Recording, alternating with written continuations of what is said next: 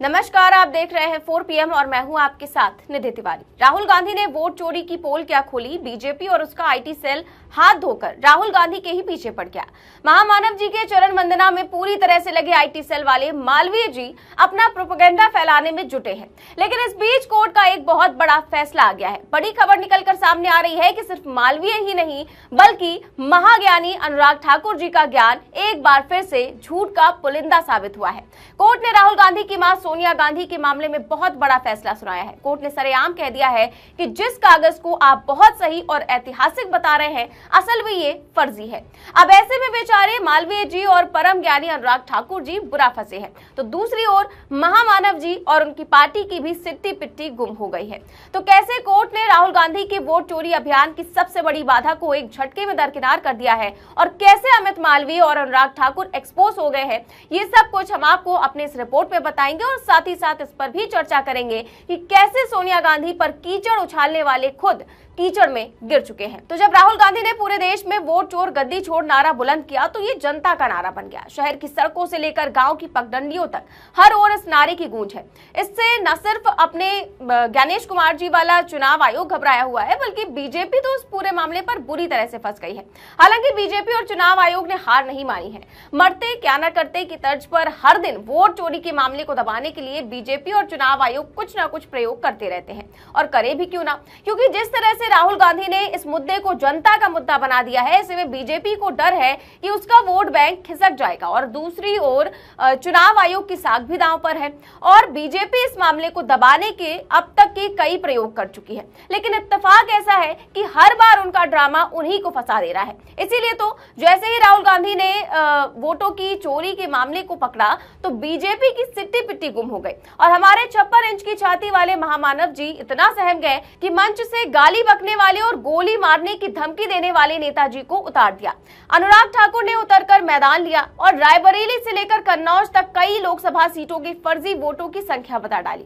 अनुराग जी समझ रहे थे कि कोई बहुत बड़ा काम कर रहे हैं, लेकिन जब प्रेस कॉन्फ्रेंस खत्म हुई तो ये बात उनको समझ में आ गई कि ये वही बात कर रहे हैं जो राहुल गांधी ने उठाई थी। ऐसे में जाने अनजाने में बेचारे अनुराग जी ने राहुल गांधी की बात पर ही मुहर लगा दी। लेकिन जब इससे भी काम नहीं चला तो तेजस्वी यादव के खिलाफ चुनाव आयोग पीछे पड़ गया और फिर इसमें भी हार के बाद बीजेपी ने मास्टर दांव चला। इस बार राहुल गांधी की मां सोनिया गांधी को फंसाने का एक नया षड्यंत्र रचा गया। आरोप लगाया गया कि 1983 में भारतीय नागरिकता मिलने से 3 साल पहले यानी कि 1980 की वोटर लिस्ट में सोनिया गांधी का नाम था। इसके दस्तावेज बीजेपी के अमित मालवीय ने अपने एक्स पर शेयर करते हुए वोट चोरी मामले से सोनिया गांधी को जोड़ा था और इसको अनुराग ठाकुर समेत कई सांसदों ने अपने एक्स हैंडल पर शेयर किया। हालांकि महामानव जी और उनकी पार्टी यहीं तक नहीं रुकी, बल्कि एक और बड़ा गेम खेला गया और कोर्ट में एक याचिका दायर कर दी गई। दिल्ली के राउज एवेन्यू कोर्ट में विकास त्रिपाठी नाम के एक आदमी ने याचिका दायर की। बीजेपी के आईटी सेल ने इसे खूब भुनाया और कहा कि कांग्रेस की फैमिली ने लोकतंत्र के साथ धोखा किया है। सोशल मीडिया पर स्टोरी वायरल हुई। सोनिया को फॉरेन ओरिजिन का टैग देकर पुरानी फोटो शेयर की गई। लेकिन असल खेल तो दस्तावेजों का था। वो 1980 का वोटर लिस्ट का पेज जो अमित मालवीय ने शेयर किया और फिर अनुराग ठाकुर ने अपने एक्स अकाउंट पर वो दस्तावेज पोस्ट किया।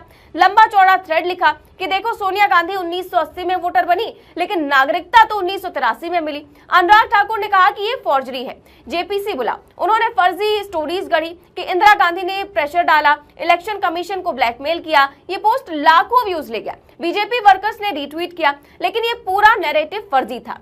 कोर्ट में वही दस्तावेज पेश हुए और जज ने साफ कहा कि इसमें कोई भी फॉर्जरी या फिर गलती नहीं है, कोई कार्रवाई का ग्राउंड ही नहीं है। ऐसे में न सिर्फ बीजेपी का एजेंडा धरा का धरा रह गया, बल्कि उनके दस्तावेज पोस्ट सब फर्जी और झूठ का पुलिंदा साबित हुए।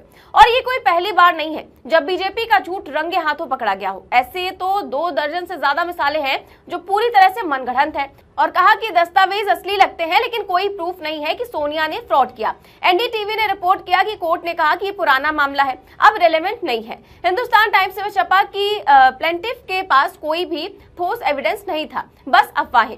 सोनिया की तरफ से सीनियर एडवोकेट पवन दुग्गल ने आर्ग्यूमेंट दिया कि ये पॉलिटिकल मोटिवेटेड है, कोई सब्सटेंस नहीं है। वहीं कोर्ट ने बीएनएसएस की सेक्शन 175 के तहत कंप्लेंट रिजेक्ट की। ऐसे में बीजेपी को जोर का झटका लगा, क्योंकि उनका पूरा प्रोपेगेंडा इसी दस्तावेज पर टिका था और अनुराग ठाकुर का थ्रेट वो तो कोर्ट में ही उजागर हो गया कि जज ने कहा ये पेपर में कुछ भी ऐसा नहीं जो एक्शन वर्थ हो। ऐसे में न सिर्फ सोनिया गांधी की बड़ी जीत कोर्ट में हुई, बल्कि जो डॉक्यूमेंट सोशल मीडिया और बीजेपी के आईटी सेल ने शेयर कर फर्जी प्रोपेगेंडा फैलाया था, उसकी भी कलाई खुल गई है। बीजेपी ने राहुल गांधी के वोट चोरी अभियान को रोकने का खेल तो बहुत बड़ा खेला था, क्योंकि अगर सोनिया गांधी के खिलाफ एफआईआर दर्ज हो जाती तो कहीं ना कहीं बीजेपी अपने एजेंडे में कामयाब हो जाती। लेकिन कोर्ट ने इस एजेंडे को बुरी तरह से फेल कर दिया। और पिछले दिनों इंडिया टुडे का एक सर्वे आया जिसमें इस बात का जिक्र है कि वोट चोरी के मुद्दे ने न सिर्फ राहुल गांधी की लोकप्रियता का ग्राफ बढ़ाया है, बल्कि कांग्रेस को भी संजीवनी देने का काम कर रहा है। ऐसे में जाहिर है कि बीजेपी के खेमे में वोट चोरी के मुद्दे को लेकर बेचैनी है, और ये बेचैनी तब और ज्यादा बढ़ गई जब राहुल गांधी ने एटम बम के बाद अब हाइड्रोजन बम फोड़ने का ऐलान कर दिया।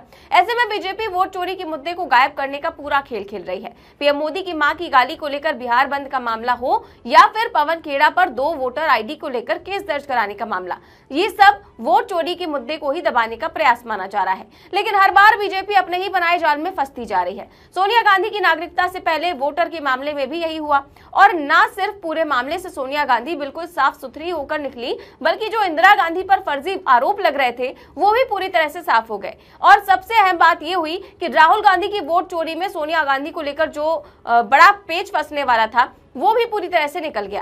अगर सोनिया गांधी पर एफआईआर हो जाती तो राहुल गांधी के वोट चोरी अभियान पर कहीं ना कहीं असर जरूर पड़ता। लेकिन अब राहुल गांधी का हाइड्रोजन बम वोट चोरी की एक और पोल खोलने के लिए तैयार है। फिलहाल आपका क्या मानना है कि नागरिकता से पहले वोटर बनने के मामले में दाखिल याचिका खारिज हो जाने से सोनिया गांधी की बड़ी जीत नहीं हुई है, और क्या ये राहुल गांधी के वोट चोरी अभियान में एक बड़ा ब्रेक था या नहीं, जो अब पूरी तरह से साफ हो चुका है? आपकी जो भी राय है हमें कमेंट बॉक्स में अपनी राय जरूर दें। चैनल को सब्सक्राइब भी करें और ज्वाइन भी करें। नमस्कार।